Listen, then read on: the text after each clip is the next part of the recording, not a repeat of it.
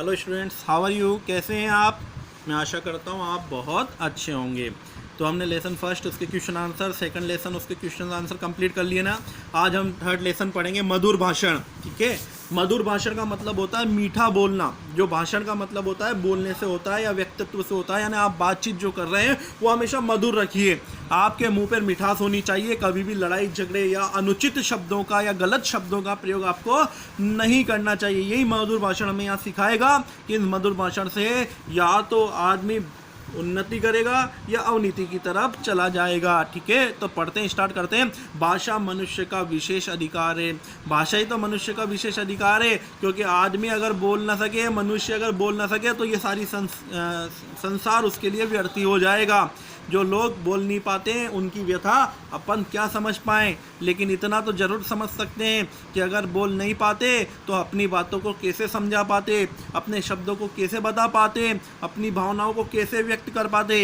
ये सब संसार हमारे लिए एक निर्जीव रख जाता अगर बोल ना सकते। इसीलिए कहते हैं कि भाषा ही मनुष्य का विशेष अधिकार है।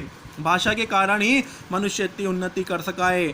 जानवर हजारों वर्ष से जहाँ के तहाँ बने हुए हैं। जानवर बोल ही नहीं पाते, इसलिए वो जैसे हैं आज भी वैसे ही रह गए हैं, किंतु मनुष्य उत्तरोत्तर उन्नति करता चला आया है, क्योंकि उसकी भाषा शैली उसका सबसे प्रमुख हथियार माना जाता है। इसलिए मनुष्य निरंतर उत्तरोत्तर उन्नति करता हुआ आ रहा है। पहले आपने देखा है कि 1947 के टाइम और 2020 में आज कितना अंतर है। पहले हमारे पास मोबाइल फ़ोन नहीं होते थे, आज मोबाइल फ़ोन है, 5G है, 4G है। आज टेक्नोलॉजी देख लीजिए, हर चीज़ में आप देख रहे हैं ना, जैसे जैसे मनुष्य आगे बढ़ता जा रहा है नई नई टेक्नोलॉजी का भी निर्माण हो रहा है। अन्य जानवरों की अपेक्षा मनुष्य भौतिक बल में न्यून होते हुए भी अपनी बुद्धि और भाषा के सारे सबसे अधिक सबल हो गया है। अन्य जानवरों की अपेक्षा अपन से भी ताकतवर जानवर है, जैसे शेर से अपन मुकाबला नहीं कर सकते हैं, हाथी से अपन मुकाबला नहीं कर सकते हैं। तो अन्य जानवरों से अगर बल के बारे में बात करें तो हम न्यून यानी कम होते हुए भी मनुष्य जो है बुद्धि और भाषा के सारे सबसे अधिक सबल हो गया है। अपनी बुद्धि और अपनी बोली, इन दोनों के सारे वो उन जानवरों को, आज शेर अपन को नहीं पकड़ पाता है ना, लेकिन अपन शेर को पकड़ के रख सकते हैं ना जू में। क्यों रख सकते हैं? क्योंकि ये बुद्धि से ही तो पकड़ पाए अपन। आज अपन मान लो शेर को बेहोश करना है तो इस इंजेक्शन से इसको बेहोश कर सकते हैं, और शेर को अगर अपन को बेहोश करना है तो शेर अपने इंजेक्शन लगा सकता है क्या? नहीं लगा सकता है ना। तो समझ रहे ना, बुद्धि किसमें हुई? मनुष्य में। उसमें पंच महाभूत को अपने वश में कर लिया है मनुष्य ने। पंच महाभूत कौन से होते हैं? पंच महाभूत याद है? आकाश, पृथ्वी, जल, वायु और अग्नि, ये पंच महाभूत भी मनुष्य ने अपने वश में कर लिए हैं। यह सब भाषा द्वारा सहकारिता के बल पर ही हो सका है। एक बोली के द्वारा, और कौन सी? मीठी बोली के द्वारा, जिससे दूसरों का कल्याण हो। ये सब काम कैसे हो चुके हैं? जो भाषा शैली हमारी वो मधुर है, तभी ये सब काम हो चुके हैं। भाषा द्वारा हमें हमारे ज्ञान और अनुभव की रक्षा भी होती है। हमारी जैसी भाषा होती है उससे हमारे संस्कार, हमारी भाषा, हमारे अनुभव की परख सामने वाला बहुत आसानी से कर लेता है। अगर आप ढंग से नहीं बात करेंगे, अकड़ के बात करेंगे, गंदे शब्दों का प्रयोग करेंगे, तो वो समझ जाएगा कि इसकी भाषा शैली बहुत खराब है, इससे बात करना व्यर्थ है। लेकिन मधुर और मीठे शब्दों का प्रयोग करते हुए अगर सामने वाले से बात कहेंगे तो हो सकता है कि वो बात नहीं मानता हो तो भी आपकी बात मान जाए। भाषा द्वारा मनुष्य की सामाजिकता कायम है, और ये भाषा ही है जिसमें समाज में सामाजिकता बनाए हुए रखी है। आज हम हमारे पड़ोसियों से, रिश्तेदारों से, आस पड़ोस से, मित्रों से जो भाषा शैली है उसी की वजह से तो मधुर संबंध है। अगर भाषा शैली खराब हो जाए तो ये सारे संबंध बिगड़ जाएंगे। किंतु भाषा का दुरुपयोग ही उसको छिन्न भिन्न भी कर देता है। कहते हैं ना, किसी भी सिक्के के दो पहलू होते हैं, एक अच्छा तो दूसरा बुरा। भाषा हमारे बातों को सामने वाले को समझाने में महत्वपूर्ण है, हमारे ज्ञान में और हमारी बुद्धि के विकास में महत्वपूर्ण है। यानी भाषा से हम बहुत कुछ सीखते हैं और बहुत उन्नति करते हैं, लेकिन गलत भाषा का भी प्रयोग करके हम सब कुछ बर्बाद भी कर देते हैं। एक मधुर शब्द दो रूहों को मिला देता है। एक मधुर शब्द यानी अगर आप ढंग से बात करेंगे तो दो रूहों यानी दो व्यक्तियों को आपस में मिला देगा, और एक ही कटु शब्द दो मित्रों के मन में वैमनस्य उत्पन्न कर देता है। अगर आपने कटु शब्द यानी खराब शब्द या कड़वे शब्द बोले तो दो परम मित्रों में जो कभी के दोस्त हैं उनके बीच में भी खटास आ सकती है। अब प्रश्न ये है कि मधुर भाषण किसे कहते हैं? अब ये प्रश्न उठता है कि बोलना तो हमें मीठा चाहिए, लेकिन मधुर भाषण से क्या तात्पर्य है?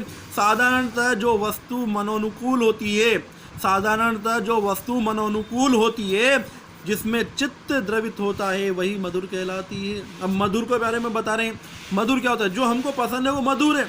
जैसे मान लीजिए आपको दाल बाटी पसंद है, कोई वस्तु दाल बाटी आपको बहुत अच्छी पसंद है, वो दाल बाटी बनी तो आपका मन कितना खुश हो जाएगा, आपका मन बहुत प्रफुल्लित हो जाएगा, तो वो आपको पसंद है। आई बात समझ में? तो वो आपके लिए मधुर है। लेकिन मान लीजिए आपको कोई चीज़, जैसे मान लो करेला पसंद नहीं है, अब करेला बना दिया मम्मी ने, तो आपका मन कैसा हो जाएगा? हो जाएगा ना, कड़वा हो जाएगा। भले करेला नहीं खाया लेकिन फिर भी मन कड़वा हो जाएगा।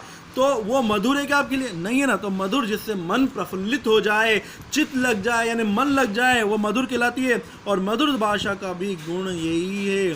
तो मीठा बोलने का भी यही गुण है कि हम ढंग से और सम्मानपूर्वक शब्दों से अगर सामने वाले से बात करते हैं तो वही मधुर भाषा कहलाती है। वचनों का माधुर्य हृदय द्वार खोलने की कुंजी है। जितना आप प्रेम से और इज्जत से बात करेंगे, सामने वाला उतना ही आपको इज्जत प्रदान करेगा और उसके मन की बातें आपको बताएगा। वचनों का आकर्षण न्यूटन के गुरुत्वाकर्षण और चुंबक के आकर्षण से भी बढ़कर है।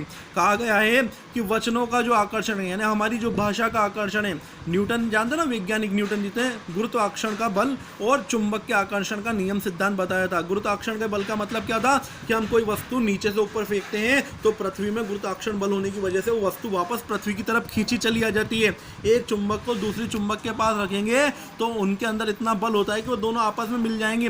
उससे भी ज़्यादा है भाषा शैली, मधुर भाषा शैली उनसे भी ज़्यादा आकर्षित करने वाली चीज है। तभी तो तुलसीदास ने कहा है, क्या कहा है तुलसीदास ने? कोयल का को दे थे कागा का सो ले, तुलसी मीठे वचन ते जग अपनो करी ले। आवाज जो है कोयल की और कौवे की, देखिए आप, वो कहना चाह रहे हैं तुलसीदास कि कौवा भी किसी से कुछ नहीं लेता। भाई कौवा मनुष्य से कोई धन संपदा ले लेता है क्या? या कोयल मनुष्य को कोई धन संपदा या कुछ दे देती है क्या? कोई वस्तु नहीं रहती। ना कौवा लेता है ना कोयल देती है, फिर भी मनुष्य कौवे की उपेक्षा करते हैं और कोयल को पसंद करते हैं। कारण आप जानते हैं ना, क्योंकि कोयल की आवाज़ जो होती है वो मधुर होती है, मीठी होती है, उसकी भाषा मीठी होती है, इसलिए सब मनुष्य जब कोयल बोलती है तो उसको प्यार करते हैं। लेकिन कौवा जब काँव काँव काँव करता है तो उसे उपेक्षा होने लग जाती है। ऐसा लगता है कि इस कौवे को क्यों ना मैं भगा दूँ। तो अब आप समझ में आए ना कि ना तो कौवा किसी से लेता है ना कोयल किसी को देती है। लेकिन भाषा शैली अगर मीठी होती है तो भाषा शैली से हमें मोहब्बत प्यार हो जाता है। आज हम कौवे की उपेक्षा और कोयल को प्यार से रखने का कारण ही क्या है? उनकी भाषा शैली। तुलसी मीठे वचन ते जग अपनो करी ले। तुलसी कहते हैं, तुलसीदास जी क्या कहते हैं कि मीठे वचन बोलो बस, और मीठे वचन अगर बोलोगे तो सारा जग तुम्हारा अपना हो जाएगा, स्वयं का हो जाएगा। एक ही बात को हम कटु शब्दों में कहते हैं और उसी को हम मधुर बना सकते हैं। अगर हम चाहें तो किसी भी चीज़ को, जैसे मान लीजिए आज कोई भी काम आपको नहीं करना है, ठीक है ना, आप नहीं करने के लिए क्या करेंगे? चिढ़ जाएंगे, अरे मैं नहीं कर रहा हूँ, फलाना ढीकना, दिन भर मेरे को परेशान कर रखा है, ये कर रखा है। ये कटु शब्द है। इससे सामने वाले को क्या होगी? आपकी उपेक्षा करनी पड़ेगी।